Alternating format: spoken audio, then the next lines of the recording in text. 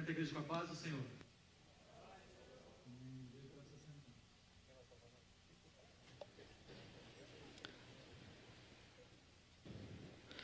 Como o pastor Emerson falou, né, nós estamos numa série de mensagens nesses 2 meses agora de novembro e dezembro, até o final do ano, né, sobre as parábolas. Né, foi pregado quinta-feira passada sobre uma parábola. O pastor Caio também no domingo pregou sobre uma parábola. E hoje, pela misericórdia de Deus, também vamos falar de mais uma parábola. Tá? Cumprimento também os irmãos que estão nos lares, né, nos vendo pela internet, que Deus possa falar também aos seus corações, vocês possam aprender um pouco mais do que Deus tem para nos ensinar. Amém? Então, eu quero também aprender um pouco. Estava estudando essa semana, né, sobre parábola. Nós estamos usando alguns livros base, né, o pastor Emerson citou, né, um livro da CPAD, escrito pelo Clean Snodgrass, compreendendo todas as parábolas de Jesus. É um livro muito grande, é mais como se fosse uma enciclopédia sobre parábolas. Lá tem todas as parábolas e é muito bem explicado. Então é um livro um pouco mais complexo. Mas tem outros livros também que têm nos auxiliado. Eu até trouxe aqui hoje um dos livros que está me ajudando, As Parábolas de Jesus, né, da Thomas Nelson, escrito por John MacArthur, que é muito bom e algumas coisas que eu aprendi aqui que ele fala, que nós vamos compartilhar com a igreja hoje. Amém? Eu vou ler uma parábola, a última parábola que Lucas registra de Jesus. Né, Jesus já estava caminhando para a crucificação, e aí ele faz uma série conta uma série de parábolas, né, e essa aqui é a última que ele fala. Né, logo depois ele entra em Jerusalém, naquela entrada triunfal, e uma semana depois ele é crucificado. Então nós vamos ler capítulo 18 de Lucas, a partir do versículo 9. Nós vamos ler então a parábola do fariseu e do publicano. Eu li bastante parábola essa semana, né, fiquei estudando para Deus falar ao meu coração qual que era, o que Deus queria nos ensinar nessa quinta-feira. Nós temos muitos outros cultos que falarão sobre as parábolas de Jesus, e nós vamos aprender mais ainda, muito mais, com certeza. Amém? Então nós vamos ler, eu quero que a igreja acompanhe comigo, como está sendo gravado, está passando pela internet, eu vou ler, né, para que todos possam acompanhar, e quem estiver também no celular, quiser abrir a sua Bíblia, acompanhar conosco, é Lucas, Evangelho de Lucas, capítulo 18, a partir do versículo 9. Tá? Vai falar sobre a parábola do fariseu e do publicano. Diz assim a palavra do Senhor: E disse também esta parábola a uns que confiavam em si mesmos, crendo que eram justos e desprezavam os outros. 2 homens subiram ao templo a orar, um fariseu e outro publicano. O fariseu, estando em pé, orava consigo dessa maneira: Ó Deus, graça te dou, porque não sou como os demais homens, roubadores, injustos e adúlteros, nem ainda como esse publicano. Jejuo 2 vezes por semana e dou os dízimos de tudo quanto possuo. O publicano, porém, estando em pé, de longe, nem ainda queria levantar os olhos ao céu, mas batia no peito, dizendo: Ó Deus, tem misericórdia de mim, pecador. Digo-vos que este desceu justificado para sua casa, e não aquele, porque qualquer que a si mesmo se exalta será humilhado, e qualquer que a si mesmo se humilha será exaltado. Amém? Até aqui. Então nós temos essa última parábola registrada pelo evangelista Lucas, né? Aqui Jesus contou. Eu não sei se foi a última que Jesus falou, mas eu sei que foi a última que Lucas registrou, né? Que está aqui no seu evangelho. E nós vamos ver também que essa parábola foi unicamente escrita por Lucas. Lucas foi o único que registrou, que nos deu o privilégio de poder estar compartilhando hoje, aprendendo um pouco mais dos ensinos de Jesus. Mas antes, falando um pouquinho do que é uma parábola, o pastor Hermes falou um pouquinho na quinta-feira passada, eu gostaria também, citando ainda o livro da CPAD, que eles vão explicar com mais detalhes por que Jesus falava sobre parábola. É claro que não vou entrar aqui no mérito, porque é muito longo, mas ele fala assim, que é muito difícil a gente definir realmente o que é uma parábola, quando a gente lê sucintamente, ou seja, com uma pequena frase, alguma coisa, dizer parábola é isso. É muito difícil falar isso. O que seria então a parábola? Ele fala assim, que teríamos, portanto, várias explicações dependendo da parábola. Então, depende da parábola que você está lendo, porque pode ter também as parábolas do Antigo Testamento, que também terão outras explicações. Então, fica muito difícil a gente falar numa frase única. Mas, T.W. Manson, ele faz uma explicação que eu achei muito interessante. Essa eu gostaria de compartilhar com a igreja. Ele fala assim: a parábola é uma criação literária na forma de narrativa desenvolvida para retratar uma espécie de caráter por advertência ou exemplo, ou para encarnar um princípio do governo de Deus para com esse mundo e com os homens. Eu vou repetir novamente. A parábola é uma criação literária na forma de narrativa, como a gente vê aqui nas narrativas, desenvolvida para retratar uma espécie de caráter ou por advertência ou por exemplo, ou para encarnar um princípio do governo de Deus para com esse mundo e para com os homens. Então, Jesus Cristo, ele usou dessas narrativas, como ele fala assim, dessa criação literária, para poder expor o reino. Vocês vão ver depois, quando vocês começarem a estudar mais sobre parábola, sempre Jesus vai usar, na maioria das vezes, ele usa sempre o reino dele, fazendo as comparações nas parábolas, explicando, tentando traduzir numa linguagem que os apóstolos pudessem entender. E aí, nós vemos então que ele procurou, usando esse meio, esse método de ensino, transmitir para o seu povo. E, consequentemente, nós hoje aprendemos. Mas o mais importante é que nós, quando a gente lê uma parábola, você tem que ter um conhecimento um pouco de história ou da geografia do que estava acontecendo. Porque como Jesus vai usar alguns exemplos ali do dia a dia, vai usar a ovelha, vai usar as coisas que tinham naquela época, os costumes da época, então é importante a gente conhecer um pouquinho. Então, meditar. Esses livros, eles nos explicam isso com mais facilidade, e aí facilita o nosso entendimento, né? Quando o pastor estava pregando domingo passado sobre o filho pródigo, então a gente vê por que acontecia? Por que um homem vai e pede a herança? Era possível? Então, essas coisas são muito fundamentais para que a gente entenda o que estava acontecendo. Essa última parábola, que está no capítulo 18 de Lucas, antes dela tem a parábola do juiz iníquo. E essa que nós lemos aqui do fariseu e do publicano, parece uma continuação dela. Se vocês lerem depois em casa com calma, vocês vão ver essa parábola que começa ali no capítulo 18, que Jesus fala assim: e contou-lhes também uma parábola sobre o dever de orar sempre e nunca desfalecer. Então ele começa o capítulo 18 de Lucas falando sobre oração. E se essa parábola que nós vamos meditar agora, sobre o fariseu e do publicano, é uma continuação dela, então ela fala do quê? De oração. Entendeu? Então o principal dessa parábola é isso que a gente tem que entender. O que Jesus quis dizer? Qual que era o ponto-chave? Quando a gente vai, por exemplo, voltando na parábola do filho pródigo, da dracma perdida, da ovelha, ele está falando o quê? De perdidos. Então tem um cerne principal. E assim por diante. Quando ele vai falar da semente, então ele vai fazer alguma coisa com relação a plantio, a semente ser espalhada. O que é semente? A palavra de Deus. Então tem sempre um foco principal.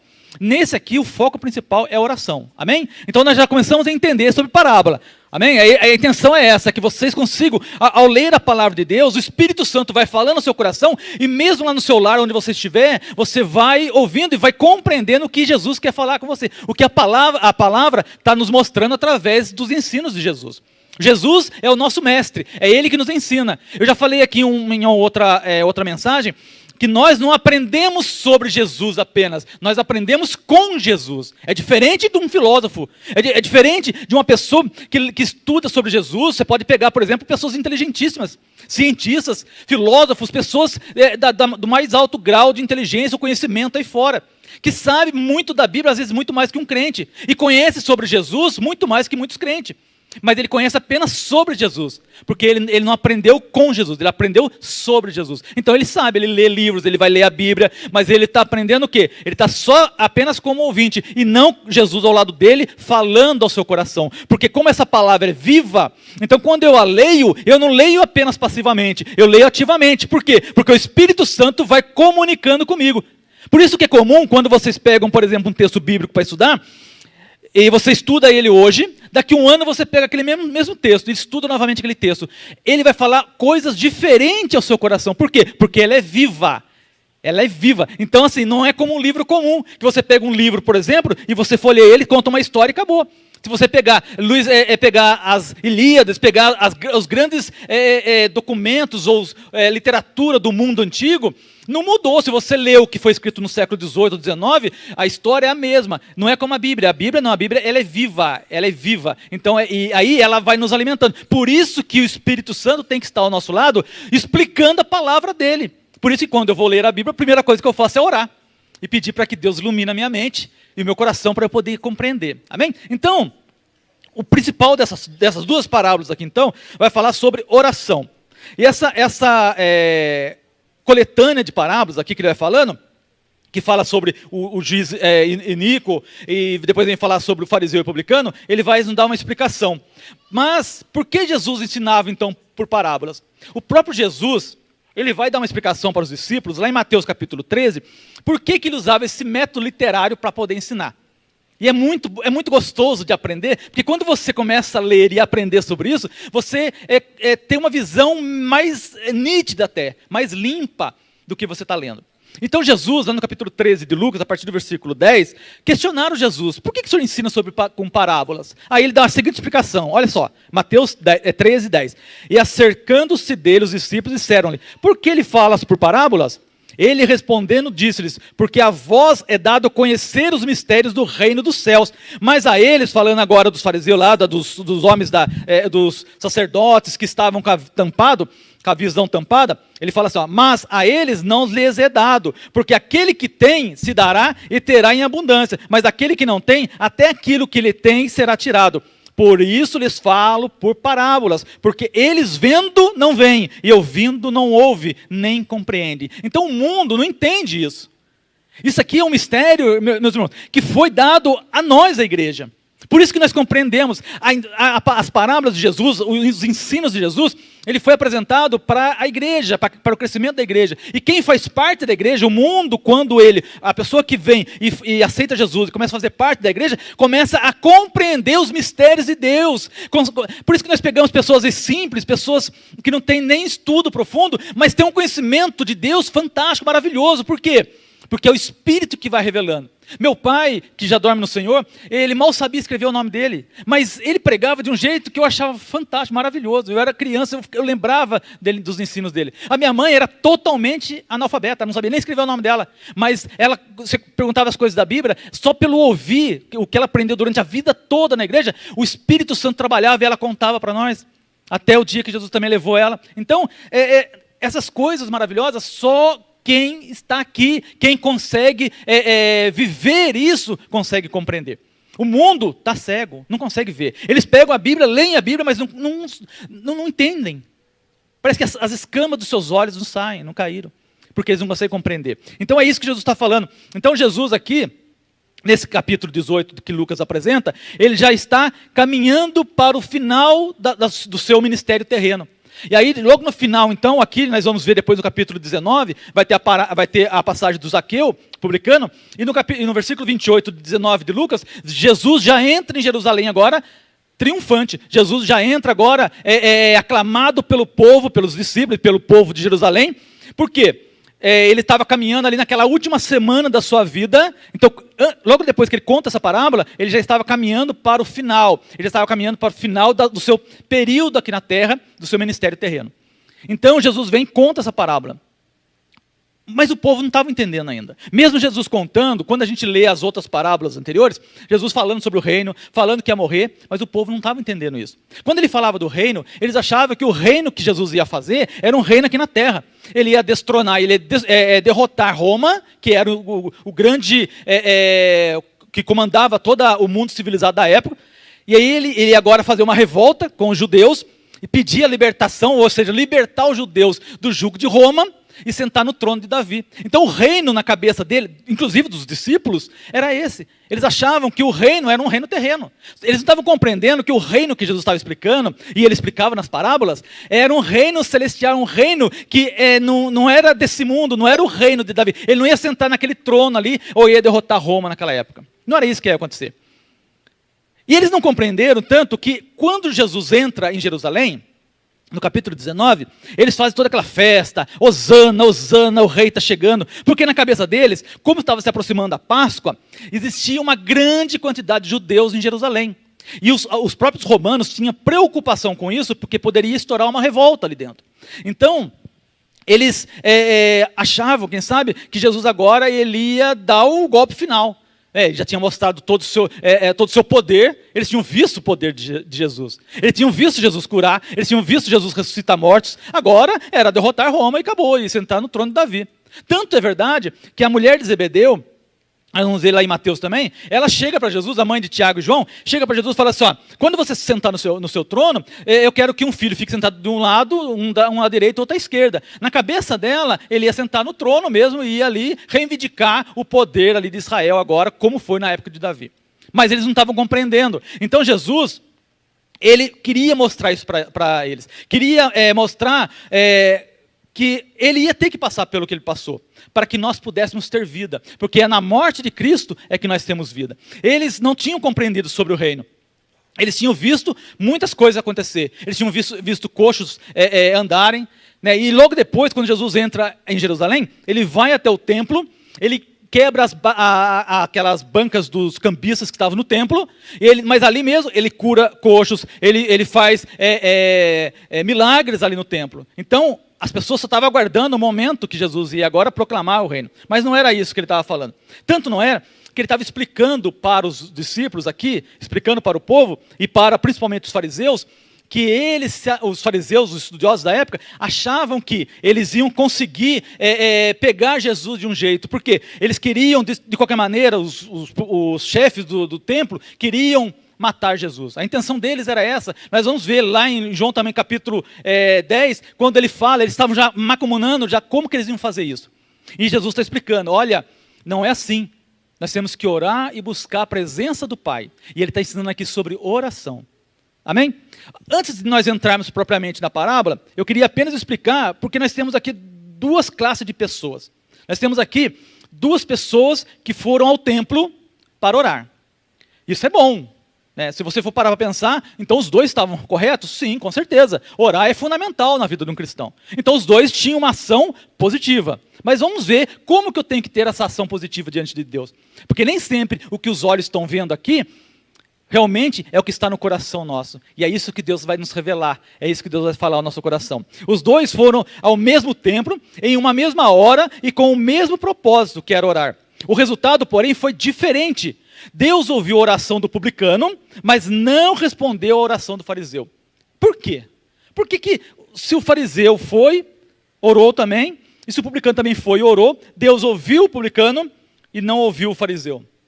Isso me faz lembrar até da oferta de Caim e Abel. Um Deus recebeu e o outro Deus não recebeu. Por quê? Porque Deus não olha ao exterior, Deus olha o que está no seu coração. Qual o propósito que Deus perguntava para mim, quando eu estudava esse texto, de você veio aqui hoje, nessa noite? Qual o propósito, você que está no seu lar, participando desse culto, qual o propósito do seu coração? Eu estou olhando apenas o exterior, mas tem um aqui que sonda o fundo do seu coração. Ele vai sondar o que está passando pela sua mente. Ele vai sondar qual é o propósito que você tem para com Ele. É isso que Deus quer. Deus não quer aqui religiosidade. Deus quer aqui uma adoração total, uma entrega total. É isso que Ele quer. Amém? Então, por que Deus recebeu de um e não recebeu de outro? Do publicano, sim. Do fariseu, não. Por que era publicano? Eu já expliquei aqui em outras pregações, mas não custa nada a gente falar novamente. Publicano era um homem que era um judeu. Tá? Então vamos pensar. Tanto o fariseu quanto o publicano eram judeus. É como se fosse, vamos trazer para os nossos dias, como se fosse crente. Fizesse parte da igreja. Então o povo judeu, digamos que fosse isso. Bem, então nós temos aqui duas pessoas, todos dois judeus. O publicano, ele era, para o judeu, considerado um traidor. Por quê? Porque quando Roma tomou o poder, ela que precisava cobrar os impostos. E para cobrar os impostos, o que ela fez? Ela chamou pessoas que eram daquela mesma, do mesmo povo ali, que eram os judeus, e ofereceu para eles, olha, se vocês cobrarem os impostos, vocês vão ficar ricos, vocês vão ganhar muito dinheiro. E quem sabe, pela ganância, eles aceitaram isso, mesmo que eles fossem rejeitados pelos seus próprios irmãos. Então o publicano era considerado pelo povo judeu como um traidor. Ele era considerado uma pessoa que tinha traído o seu próprio povo. Nós temos dois grandes famosos na Bíblia que eram publicanos, cobradores de impostos. Um foi Mateus, o evangelista Mateus, que escreveu o evangelho de Mateus, que foi depois discípulo de Cristo. E nós temos também Zaqueu, que está no capítulo 19 de Lucas, onde nós vemos aqui que ele era não só um publicano, ele era chefe dos publicanos. São os dois mais famosos da Bíblia. Mas esse homem que Jesus apresenta na parábola, ele então era esse rejeitado, ele era esse pecador. E quem que era o fariseu? Essa classe de pessoas, eles eram considerados a elite religiosa da época. Eles eram o máximo, digamos assim, assim, de viver com o conhecimento da lei. Eles tinham um conhecimento da lei profundo, um conhecimento muito grande. Os fariseus eram conhecidos pela sua observância rígida, não apenas da lei escrita, mas também da tradição oral. Para eles, essa lei oral, que segundo diziam, havia sido preservada pelos homens importantes da sinagoga, recuando até Esdras, e antes deles pelos profetas, anciãos, Josué e finalmente até Moisés. Precisava ser observada com rigor, e assim faziam, honrando-a até mais do que a lei escrita. Então, esses homens, os fariseus, eles eram homens extremamente religiosos. Eles eram os homens que, se você olhasse na rua, você ia falar, eu queria ser igual a ele, eu queria ter o conhecimento que ele tem. Porque ele, para mim, é o máximo do conhecimento da lei ali. Se fosse nos dias de hoje, seria o conhecimento teológico, ou conhecimento bíblico. Ele, quem sabe, seria aquela pessoa que chegasse na igreja, ele ia ser como a pessoa mais santa da igreja. Só que o coração dele não estava em Deus. Se nós pararmos e voltarmos nas mensagens anteriores do mês passado, sobre ídolo, esse homem era um idólatra, porque ele adorava a si mesmo. Ali estava o cerne principal da idolatria, como nós falamos na última mensagem sobre idolatria. Ali era o ponto principal. Por quê? A mesma coisa que aconteceu com Eva, quando a gente fala lá no Éden. Quando ela comeu da fruta para ser igual a Deus. E esse homem aqui, ele chegou em Deus, e nós vamos ver aqui daqui a pouco, com arrogância. Um homem que chegou achando que ele era, falando num português claro, a última bolacha do pacote. Ele era o máximo, era só ele. Mas Jesus conhece o coração.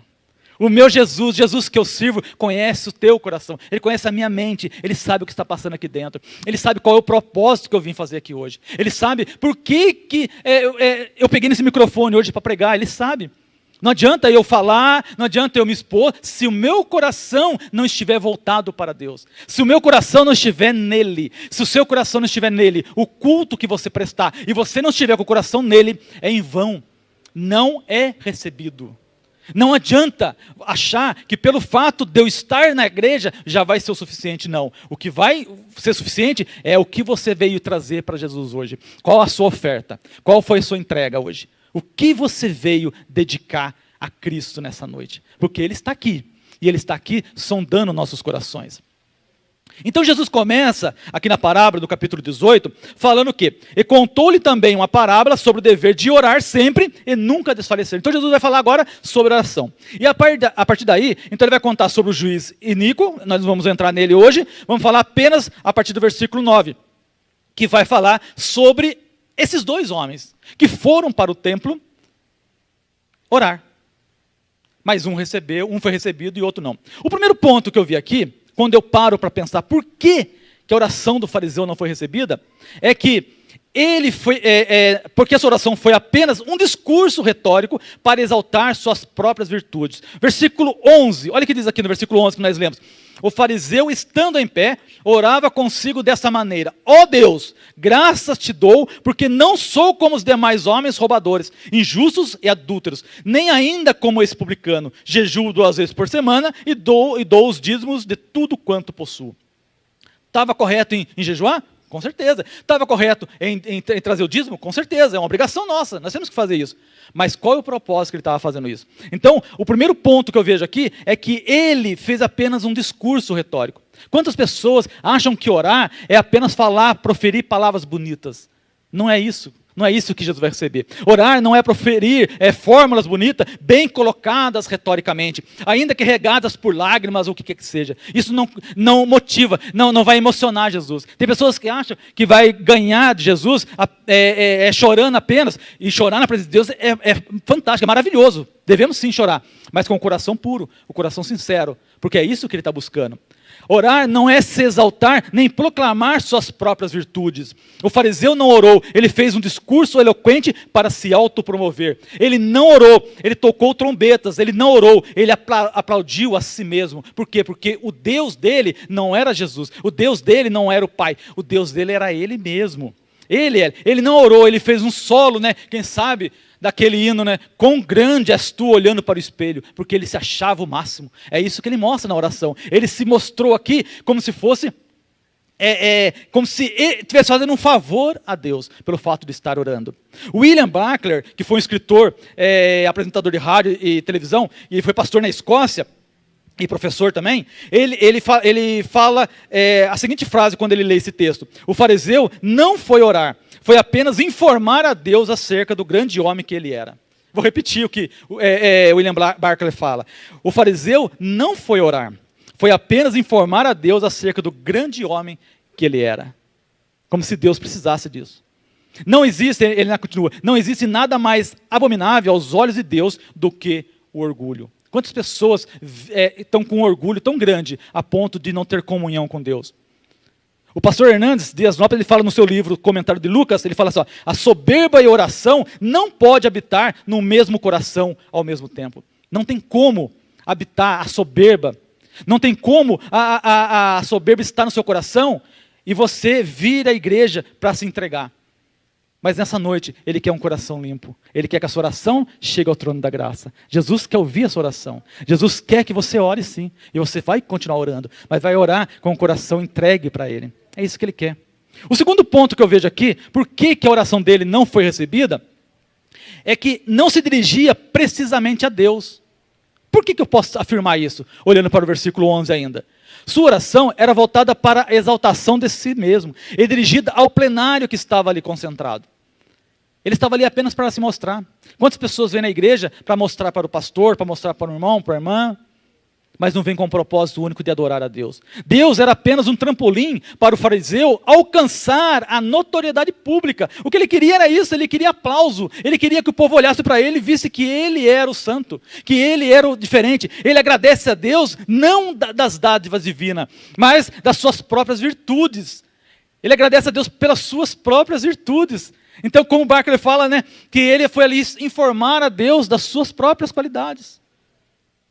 Será que esse é o propósito de adorar a Deus?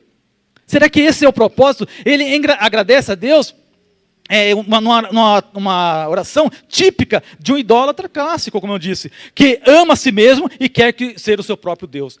Era isso que ele estava demonstrando, era isso que ele estava trazendo. E o terceiro ponto que eu anotei aqui, que a oração dele não chegou aos céus, não foi recebida, porque a sua oração estava fora dos princípios de Deus. Será que a sua oração, a minha oração, porque Deus está falando isso comigo, está fora dos princípios de Deus?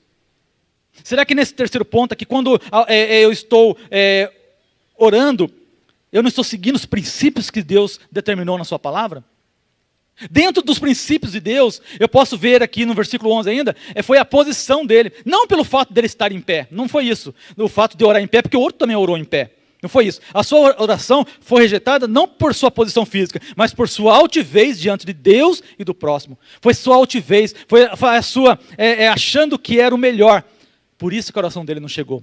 Ainda dentro dos princípios fora de Deus, foi pelas suas próprias palavras. Engenhosamente, ele escolheu as palavras de melhor enfocar as suas virtudes. Ou seja, ele quis mostrar para o povo, para as pessoas que estavam ali ouvindo, e foi ouvido porque foi transliterada a fala dele, é porque ele falou em voz alta. Né? Eu sou isso, né? Como ele fala aqui, estando em pé, ó Deus, graça te dou, porque não sou como os demais homens. Eu não sou como a ralé, como esse povo. Não, eu sou diferente, eu sou melhor. Eu sou isso. E ainda dentro dessa mesma visão, foi as suas intenções. Quando a gente para e analisa, o fariseu procurou o templo no momento em que havia mais gente, para ter plateia. As intenções do coração. Qual é a intenção que você veio fazer no culto hoje à noite? Qual é a intenção que você que está no seu lar, participando desse culto, qual a sua intenção? Apenas passar o tempo, ou prestar um culto em adoração a Deus? Porque Ele está aqui nessa noite e Ele quer ser adorado. Ele quer ser adorado. O quarto ponto que eu poderia dizer sobre a oração dele não ter sido recebida, porque a sua oração não se baseava na misericórdia de Deus, mas na confiança própria. Versículo 14. Fechando a parábola, digo-vos que esse desceu justificado para a sua casa, e não aquele, porque qualquer que a si mesmo se exalta, será humilhado. É o que Jesus está falando, ele se exaltou. E a qualquer que a si mesmo se humilha, será exaltado. A base da sua oração não era a graça de Deus. Ele confiava não em Deus, mas em si mesmo. Podemos concluir pelas ações do fariseu que ele entrou no templo cheio de nada, e saiu mais vazio ainda. Por quê? Porque ele não foi ali com o propósito de orar a Deus. Apesar de que no versículo 9 que nós lemos, que os dois foram para orar, o que ele fez não foi oração. O que ele fez não foi orar. É bem diferente. Apesar das palavras serem bonitas, apesar das palavras serem eloquentes, apesar dele falar muito bem, apesar dele ter um grande conhecimento, mas ele deixou-se levar pela vaidade. Quantas pessoas têm se deixado levar pela vaidade? Mas nessa noite, Jesus quer tirar isso. Mas por que então a oração do publicano, daquele humilde homem, foi recebida? Quais são os pontos que eu poderia elencar aqui e aprender com o publicano? O pecador, o próprio pecador que vai me ensinar a orar. Não foi o fariseu, não foi aquele estudioso que ensinou a orar, que vai nos ensinar. Quem vai nos ensinar, através da palavra de Jesus, é o pecador, nas suas atitudes. O primeiro ponto, então, que eu gostaria de frisar com vocês, é que a sua petição foi genuína, ou seja, foi verdadeira. O publicano se apresenta a Deus como um suplicante necessitado de misericórdia. Ele precisava da misericórdia de Deus. Ele precisava que ele fosse alcançado pela graça desse Salvador. Ele precisava que a sua vida fosse alcançada por Jesus. Ele precisava que a sua vida fosse transformada por Jesus. Ele precisava entregar sua vida realmente a Jesus. Ele precisava realmente estar na vontade de Deus, dentro dos propósitos de Deus, andar de acordo com o que Deus quer.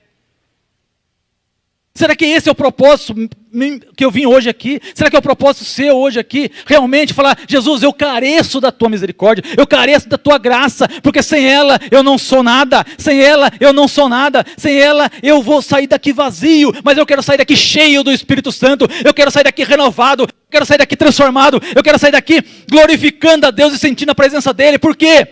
Porque eu me esvaziei de mim mesmo, eu não sou Deus de mim, mas eu sirvo a um Deus verdadeiro, um Deus que é eterno, um Deus que me garante vida eterna, um Deus que me salvou, que me tirou do lamaçal de pecados. Eu poderia estar hoje em lugares terríveis, você também poderia, mas Ele te alcançou, Ele te trouxe aqui nessa noite, e Ele quer ver você o adorar de verdade, Ele quer ver uma entrega total, Ele quer que você realmente se humilhe na presença dEle, porque se humilhando que Ele vai te exaltar, é me humilhando que eu serei exaltado por esse Deus. Não vai ser através do meu conhecimento, não vai ser através da minha falácia que vai fazer com que eu seja exaltado. Não, quem vai me exaltar é esse Cristo que morreu por mim na cruz do Calvário, esse Cristo que deu a sua vida para que eu pudesse ter vida, esse Cristo que se entregou por mim.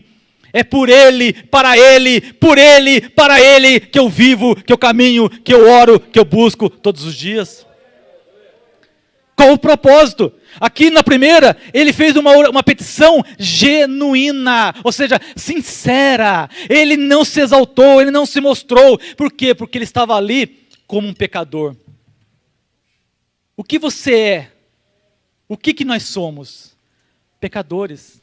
Nós somos aqui, como já dissemos uma vez, uma comunidade de pecadores e que foram alcançados por Jesus. Nós fazemos parte dessa comunidade. Aqui ninguém é mais santo que ninguém. Nós somos aqui purificados pelo sangue de Jesus. É Ele que tira o meu pecado. É Ele que me branqueia. É Ele que me limpa todos os dias. Por isso que a primeira oração minha, por exemplo, da manhã, quando eu acordo, é: Senhor, perdoa os meus pecados. Quando eu vou dormir, Senhor, perdoa os meus pecados. Por quê? Porque eu faço parte dessa comunidade que é perdoada. Qual comunidade que você pertence? Pertencemos à igreja, e a igreja é a comunidade dos perdoados. Se você não for igreja, você não é perdoado. O fariseu se achava bom, mas o publicano sabia que era pecador e reconheceu isso. E foi até Deus, sabendo que ele era. O segundo ponto que eu vejo na vida do publicano é que a sua oração foi pessoal. Olha que importante.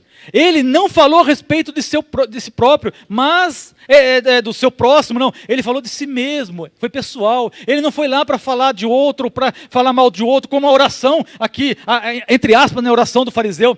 Eu não sou como esses. Não, aqui ele fala de si. Eu não peço perdão pelo meu irmão, eu peço perdão pelos meus pecados. O meu irmão que peça perdão pelos pecados dele.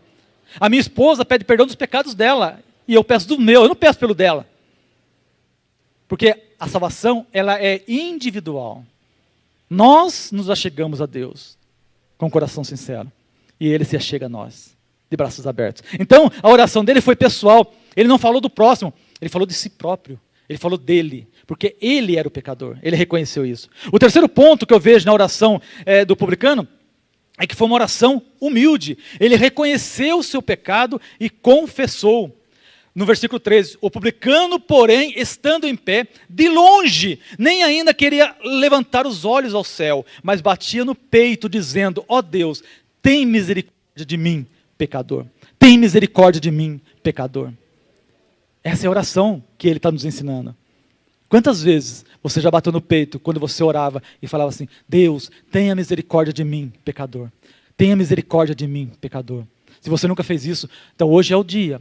Hoje é a noite que nós vamos orar e você vai orar a Deus e vai falar: tenha misericórdia de mim, porque eu sou um pecador.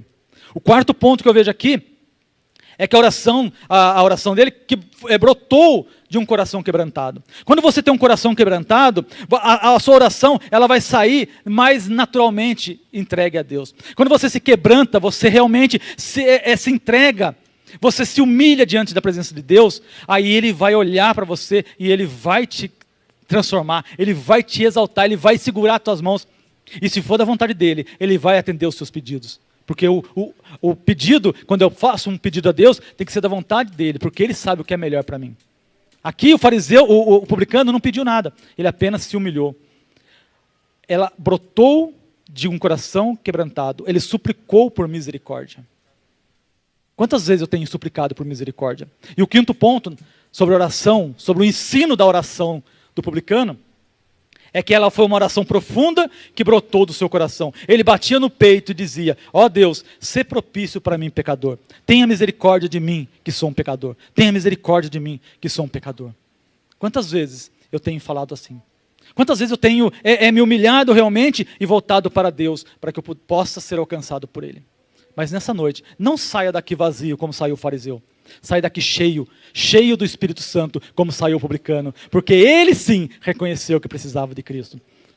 E é precisando dele que ele vai se achegar. O texto bíblico conclui dizendo que o publicano, e não o fariseu, desceu para sua casa justificado diante de Deus. Olha que maravilha, justificado diante de Deus. Porque todo aquele que se exaltar, no versículo 14 que nós lemos, será humilhado. E todo aquele que se humilhar, será exaltado. É me humilhando que eu vou ser exaltado por Deus. Por Deus. Não é pelos homens, é por Deus. É Deus que vai me exaltar. Não há espaço para soberba diante de Deus, pois o Senhor declara guerra contra os soberbos. E é isso que ele estava falando. Quando eu li as parábolas de Cristo aqui, nos evangelhos, Mateus, de Marcos, de Lucas, eu li as parábolas e eu ficava perguntando: Senhor, o que o Senhor quer que eu faça? O que o Senhor quer me ensinar? Aí Deus falou: olha, você quer aprender sobre mim? Então primeiro se humilha. Então eu vou ensinar vocês como se humilhar. Porque aí se humilhando na minha presença, orando como tem que orar, aí eu vou te ensinar mais. E o seu coração estará preparado como uma terra fértil, porque a semente será lançada. E aí vai brotar, e vai crescer, e vai dar frutos. É estando na vontade de Deus. Por isso que ele estava me ensinando sobre isso. Para que nós possamos, nesses 2 meses, aprender sobre ele. Aprender as parábolas dele. Mas compreender com uma sabedoria que vem do alto, não a que vem da terra. Uma sabedoria especial. Uma sabedoria que só ele pode dar. Que só ele pode alcançar. Que só ele pode transformar. Que só ele pode levar até o seu coração e a tua mente. Porque, por que eu falo mente e coração? Porque o coração é o nosso sentimento, mas a mente é a parte racional. O nosso culto tem que ser como? Um culto racional. Então eu sei que eu estou aqui para adorar, eu sei que estou aqui para servir a Deus. É um culto racional, ou seja, eu me entrego racionalmente a Deus. Eu não me entrego por emoção, eu me entrego racionalmente. Eu venho aqui para ser um sacrifício vivo. Todos os cultos eu venho como um sacrifício vivo para que eu possa aqui me entregar para esse Deus, esse Jesus, que já se entregou por mim e já me deu vida e vida em abundância. Ninguém pode orar verdadeiramente a não ser que tenha um coração quebrantado. Tem que ter um coração quebrantado. Nenhuma oração prospera diante de Deus a não ser que o coração esteja vazio de vaidade e cheia de amor. Vou repetir que eu escrevi aqui. Nenhuma oração prospera diante de Deus, a não ser que o coração esteja vazio de vaidade e cheia de amor. Quantas pessoas vêm para a igreja achando que vai cultuar a Deus, mas está com o coração cheio de ódio. Com o coração, muitas das vezes, não consegue perdoar o seu irmão. Quando ele vai para a oração do Pai Nosso, diz: Pai Nosso que estás no céu, santificado seja o teu nome, venha a nós o teu reino, seja feita a tua vontade assim na terra como no céu. Perdoa os nossos pecados, assim como eu tenho perdoado aos meus devedores. Será que eu tenho perdoado realmente? Será que quando eu oro, quando eu me humilho diante de Deus, eu perdoei as pessoas que me fizeram mal? Ou eu tenho muitas das vezes com o coração, em vez de estar com amor, estar cheio de ódio? Se você veio com o coração cheio de ódio, esse é o momento de pedir perdão a Deus. Porque o seu culto só será recebido, a sua adoração só será recebida a Deus, se você realmente estiver com o coração cheio de amor, cheio de gratidão para com Deus. Onde há inveja, mágoa ou desprezo pelo próximo, podemos encontrar abundante religiosidade, mas não uma comunhão com Deus. Nós não podemos, meus irmãos, em hipótese alguma, permitir que isso aconteça. A atitude dos dois de ir ao templo orar, parece que foi igualzinha. Os dois foram orar, só que um não orou, mas foi para o templo, mas não orou. Ou seja, o que ele fez foi apenas um discurso. O que ele falou foi apenas palavras vãs, que não refletiu em nada, não devolveu em nada. Mas o outro saiu, sim, abençoado por Deus, porque sobre agradecer a Deus. Vamos nos disponibilizar a viver, sim, uma vida de oração, mas de acordo com os ensinos do nosso Mestre Jesus Cristo. Vamos, sim, realmente termos uma vida onde eu possa, todos os dias, viver abundantemente, viver para Deus, orar a Ele, buscar a sua presença, ter uma vida consagrada a Ele. O que Ele quis ensinar nessa quinta-feira para nós? O que você pode guardar nessa quinta-feira, saindo daqui, quando você for meditar no que foi falado e no que foi pregado? O que você aprendeu? Como orar, como buscar a Deus. A oração, ela tem que fazer parte constante da vida do cristão, mas não apenas como um discurso retórico, não apenas com palavras vãs, palavras soltas ao vento, ou quem sabe para humilhar outras pessoas. Não. Ela tem que ser com humildade, com gratidão e uma entrega total. É isso que Deus quer. Vamos aprender sobre parábolas mais. Vamos ouvir muitos outros pastores falando sobre parábola. Mas que o coração de vocês, que o meu coração, esteja preparado para ouvir. Esteja preparado para entender e aprender sobre ele. E realmente me humilhar na sua presença, para que eu possa ser abençoado e a minha oração possa ser recebida no céu. Amém? Eu agradeço a oportunidade em nome de Jesus. E que a igreja continue orando para que nós possamos aprender mais do nosso Mestre. Amém.